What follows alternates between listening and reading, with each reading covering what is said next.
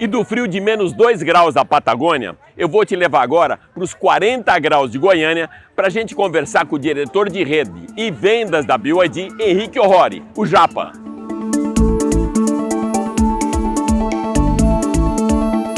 Estou aqui nesse calorzinho de 40 graus agora com meu querido Japa para falar um pouco de rede. A gente fala muito no Máquinas na Pan de lançamento, de novidade, de tecnologia, mas eu acho que aqui a gente até brinca, né? O chão de fábrica, que é o chão de loja, é onde tudo acontece, né, Japa? Exatamente. Aqui é a nossa maior riqueza, tá? Aqui é o nosso laboratório, onde a gente traz as respostas do mercado para melhorar como empresa e entregar o nosso melhor para os nossos clientes, né?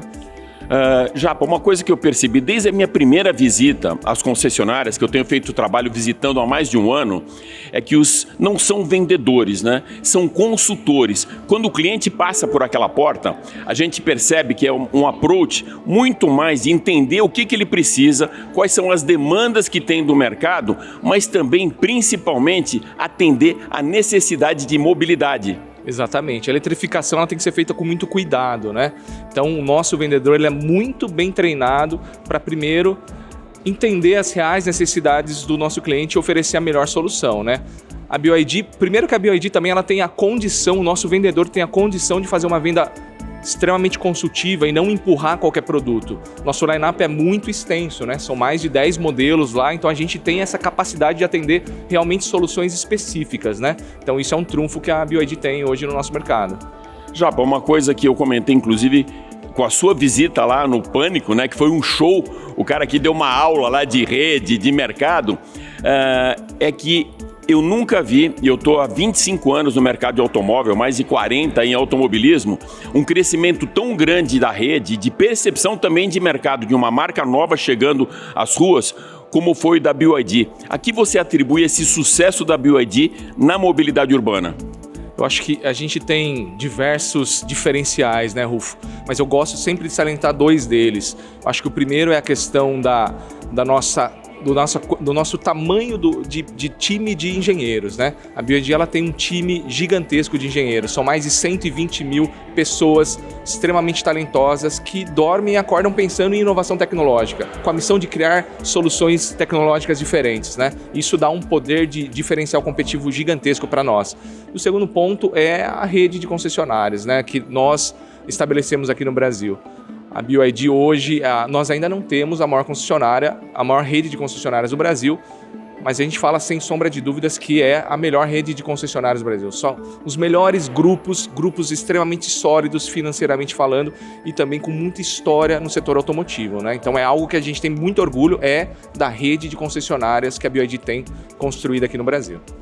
Pois é, e nesse curto prazo de tempo que eu comentei, hoje já são 173 concessionárias. Mas existe alguma meta?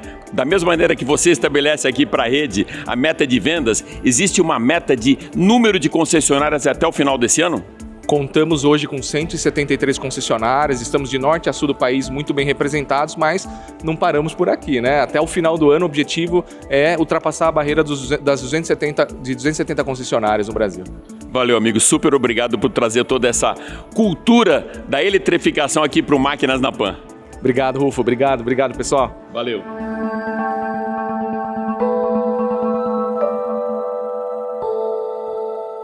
E já que estivemos no País dos Irmãos para o lançamento da Tremor, eu vou trazer agora um convidado mais que especial, argentino de nascimento e brasileiro de coração, o comentarista da Jovem Pan, Gustavo Segré. Segré, a gente pode dizer que a mudança de governo trouxe um impacto positivo com o fortalecimento da economia argentina?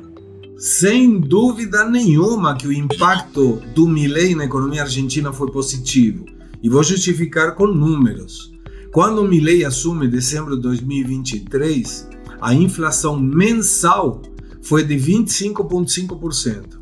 A última indicação de inflação da Argentina foi de 2,7%. E por que esse milagre? A Argentina, nos últimos 123 anos, desde 1900 até 2023, teve 10 anos apenas, sobre 123, de superávit fiscal. Quando qualquer país fica em déficit fiscal, ou seja, gasta mais do que arrecada, ele precisa se financiar. E tem 3 opções para isso. A Argentina utilizou as 3.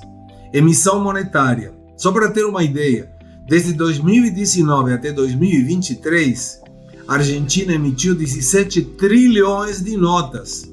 A nota, o peso argentino, tem uma largura de 16,5 centímetros.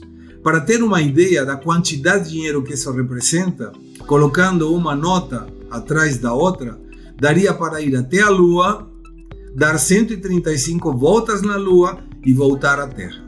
Isso era a economia argentina.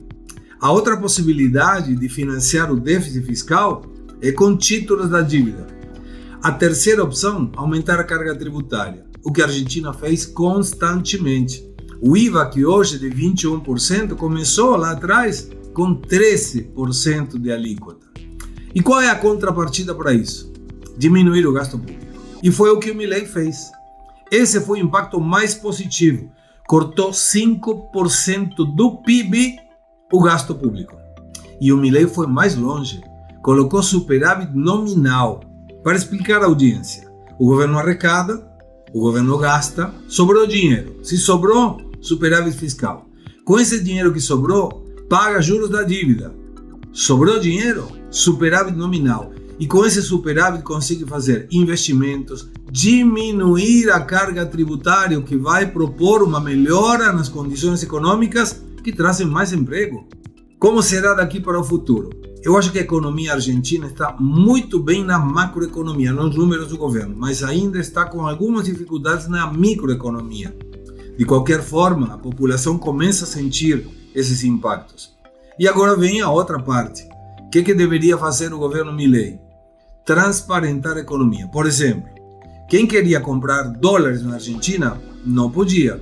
O dólar oficial era fictício, porque ninguém conseguia comprar. Mas a partir de agora foi tirada essa restrição e olha só, o dólar blue, o dólar paralelo, vale menos que o dólar oficial. Isso só acontece nas economias que têm uma estrutura sólida. Então, o Milei está indo pelo bom caminho e tomara que isso possa trazer melhoras para a população argentina. Um abraço.